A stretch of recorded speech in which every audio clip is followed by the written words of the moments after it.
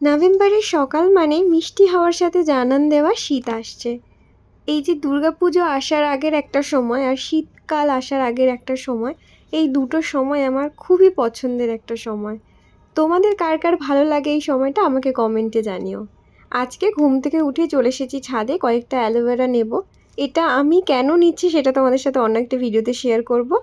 আর আমি নিতে এসেছি নিম পাতা, কারণ মিষ্টি পাখির কয়েকদিন আগে না পক্স হয়েছিল। তো ওর গায়ে একটা ছোট ছোট দাগ মতো হয়েছে এবং ওর একটু স্কিনে র্যাশের প্রবলেমও রয়েছে, মানে গরমে র্যাশ হয় বা এরকম মাঝে মাঝে একটু শুকনো কিছু দিয়ে মুছলে ওর র্যাশ বেরোয়। তো আমি ওকে নিম পাতা আর হলুদ মাখাবো ভাবছি। তো লাস্ট কয়েকদিন ধরে এটা আমি ট্রাই করেছি।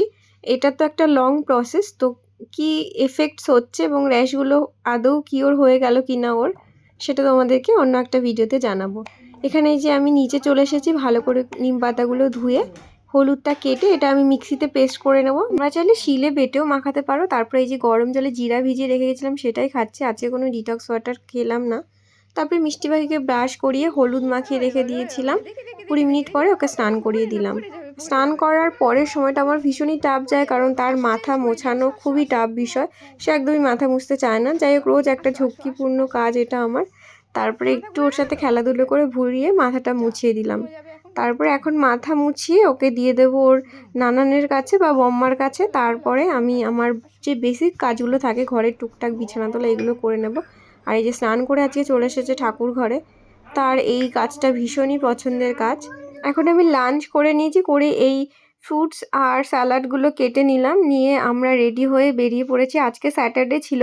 আমরা এখন যাব নিউ টাউন সেন্ট্রালের সামনে হ্যাপি স্ট্রিট রয়েছে, তারই উল্টো দিকে যে ব্রিজটা রয়েছে তার তলায় সোনাঝুরি হাট বসে স্যাটারডে আর সানডে করে। যারা নিউ টাউনের আশেপাশে জায়গায় থাকো তারা অবশ্যই আসতে পারো। শান্তিনিকেতন বোলপুর যেতে ইচ্ছে করছে, যেতে পারছি না, তো এখানে ঘুরে গেলাম। দুধের স্বাদ ঘোলে মেটানোর মতো একটা ব্যাপার।